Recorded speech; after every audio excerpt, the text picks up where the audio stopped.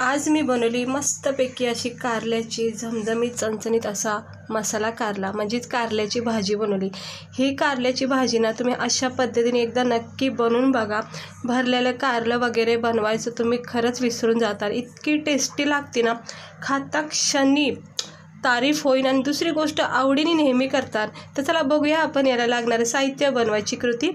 तिकडे मी 2-3 मोठे हिरवे कारले आणले होते आणि त्याचे असे पातळ काप केले, जास्त पातळ नाही आहेत, थोडेसे जाडसर ठेवलेत। हे बघू शकता, हे असे गोलाकार द्यायचा आणि आता आपल्याला ह्याला काय करायचं आहे, थोडंसं मीठ लावून ठेवून द्यायचं। काय होतं, कडूपणा ह्याच्यामधला कमी होतो आणि दुसरी गोष्ट छान टेस्ट पण होती भाजीला। तर मस्तपैकी असं कारल्याची भाजी खायची इच्छा झालेली आज, तर तुम्हाला मी व्हिडिओ शेअर केला आहे, मस्त नक्की ट्राय करून बघा, खूप भारी लागती भाजी। आता याला मी मीठ चोळून घेतलं आहे, आता याला पाणी सुटन थोडा वेळ ठेवलं की, जेणेकरून कसं होतं कडूपणा कमी होतो आणि भाजीसुद्धा छान होती। थोडा वेळ वाट बघूया। हे बघा झाले 5-10 मिनटं ठेवले होते आणि कारल्याला छानपैकी असं पाणी सुटले। याचा तुम्ही ओलसरपणा बघू शकता, मी तुम्हाला दाखवते। हे बघा कसं पाणी सुटलंय मस्तपैकी। हे असं मिक्स करत राहायचं, छानपैकी याच्या बियासुद्धा राहिल्यात, तर पूर्णपणे ओले झालेत म्हणजे पाणी सुटले छान। तर याला साईडला ठेवून घेऊया। इथे मी एक बारीक चिरलेला कांदा घेतला आहे, 1 टमाटर घेतले, कढीपत्त्याची पानं आणि त्यानंतर 1 वाटण केले, लसूण आणि शेंगदाण्याचं वाटण केलं। इकडे बघू शकता लसूण आणि शेंगदाण्याचं वाटण करून घेतलं। हे मी भरपूर क्वांटिटीमध्ये करून ठेवते फ्रीजमध्ये, हे असं आपल्याला कधीही भाजी बनवायला मग उपयोगी पडतं।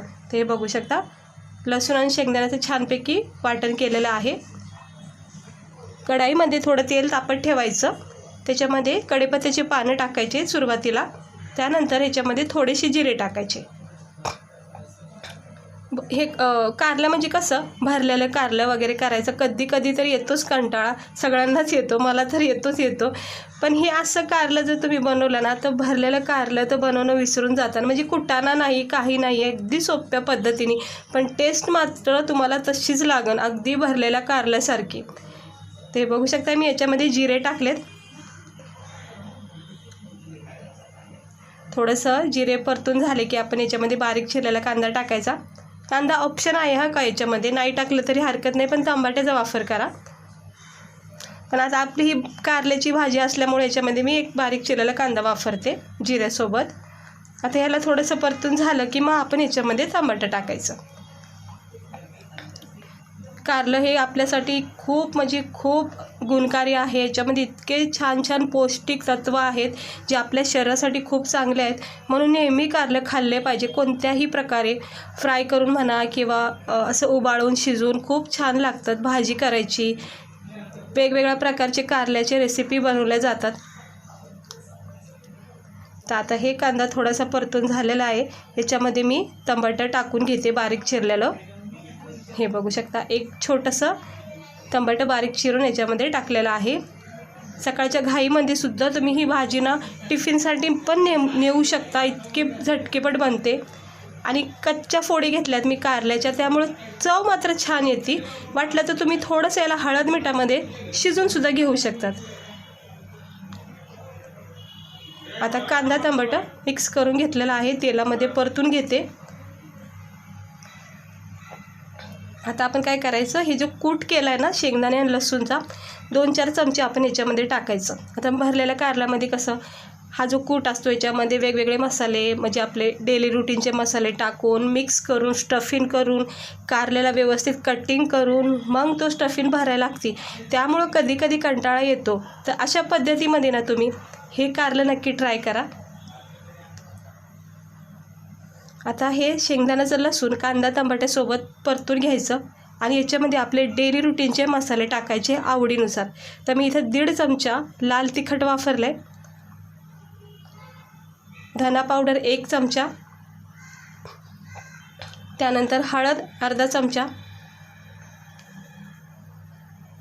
आणि हे सगळं मिक्स करून घ्यायचं। गरम मसाला मी अजून टाकलेला नाही आहे, तो नंतरून टाकायचा आहे। आता हे सगळं शेंगदाण्याचं लसूणचा कूट जो आहे ना, तो परत लाल मसाला, हळद, धना पावडर, कांदा टमाट्यासोबत छानपैकी एकजीव करून घ्यायचा आहे व्यवस्थित आणि ह्याला तेल सुटेपर्यंत परतून द्यायचा। मसाला जर चिटकत जात असेल तर थोडंसं पाणी टाकायचं. आता हा मसाला थोडा चिटकतोय त्यामुळं मी पाणी टाकते. पाणी टाकल्यामुळं काय होतं, मसाला चिटकत नाही. आणि दुसरी गोष्ट, व्यवस्थितपणे मग छान तेल सुटेपर्यंत फ्राय होतो मसाला. हे बघा, अगदी मंद आचेवर हा मसाला फ्राय करायचा.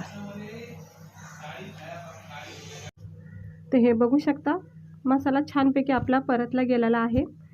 ह्याला थोडंसं मिक्स करून घेते. आणि आता आपण याच्यामध्ये गरम मसाला टाकायचा. गरम मसाला थोडा वेळ झालं की टाकून घ्यायचा. 2 चमचे इकडे मी गरम मसाला वापरलेला आहे. आणि आता मिक्स करून घेते गरम मसाला. किती छान अशी थिक ग्रेव्ही तयार झाली बघू शकता तुम्ही.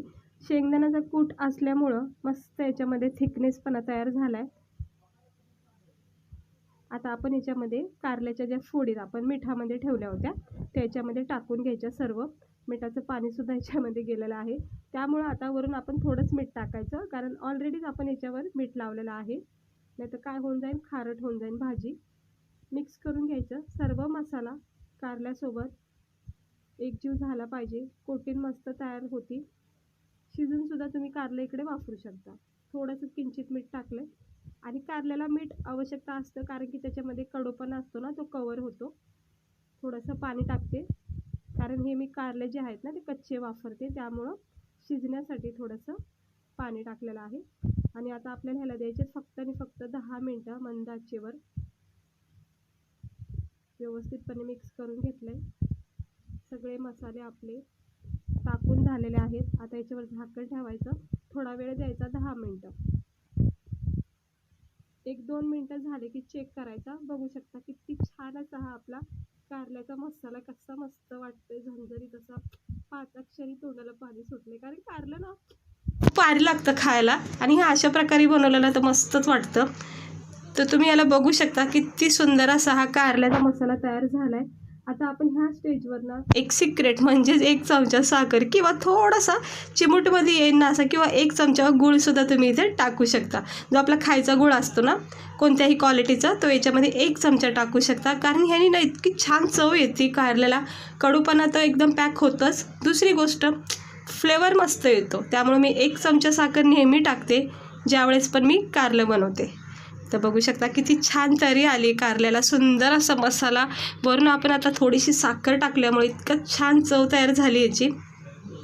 हे बघा, भाजी आपली तयार झाली कारल्याची, चमचमीत झणझणीत अशी ही, तोंडाला पाणी सुटणारी आपली ही कारल्याचा मसाला तयार झाला आहे. बघू शकता किती थिकनेस झाला आहे. ह्याची तरी तुम्ही बघू शकता. आणि हे असं कधी कधी खाऊ शकतो आपण तरीवालं. गावची आठवण येते, कारण गावाकडे अशा प्रकारच्या भाज्या खूप बनवल्या जातात. तर झाकण ठेवलं आहे, थंड करून घेते आणि प्लेटमध्ये सर्व करूया. तर बघू शकता आता मी याच्यामध्ये आपलं हे जे कारल्याची भाजी तयार झाली ती सर्व करते. हे बघा किती सुंदर झालं आहे कारल्याची भाजी. मसाल्यामध्ये प्रत्येक कारल्याला मसाला इतका छान कोटिंग लागली आहे. आणि घटपणा बघू शकता, अजिबात पातळ नाही आहे, रस्सा नाही ठेवला. पूर्णपणे ग्रेव्हीमध्ये डीप झालेला आपला हा मसाला कारला तयार झालेला आहे. खायला इतकं छान लागतं ना. आपण मस्तपैकी मसाले वापरलेत. लसणाचा इतका छान फ्लेवर आहे शेंगदाण्यासोबत, आणि भाकरीसोबत, रोटीसोबत किंवा डाळ भात वगैरे असेल तर तोंडी लावायलासुद्धा तुम्ही ही भाजी करू शकता. तर कारलं खायला आवडत असेल तर एकदा नक्की ट्राय करून बघा. भरलेले कारलं करायचा कंटाळा येतो असेल तर हे नक्की ट्राय करून बघा.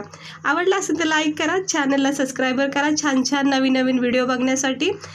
तर मस्त झालेलं आहे. आता गरमागरम ज्वारीच्या भाकरीबरोबर याचा आस्वाद घेणार आहे. सोबत लोणचं, पापड, कांद्याची पात, जे आवडेल ते घ्यायचं आणि असं हेल्दी कारलं नक्की बनवून बघा.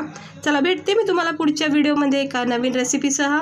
स्वस्त राहा, मस्त राहा. आणि आज स्वातंत्र्य दिनाच्या तुम्हा सर्वांना खूप खूप शुभेच्छा. तर कशी वाटली रेसिपी नक्की सांगा. चला, भेटते मी तुम्हाला पुढच्या व्हिडिओमध्ये.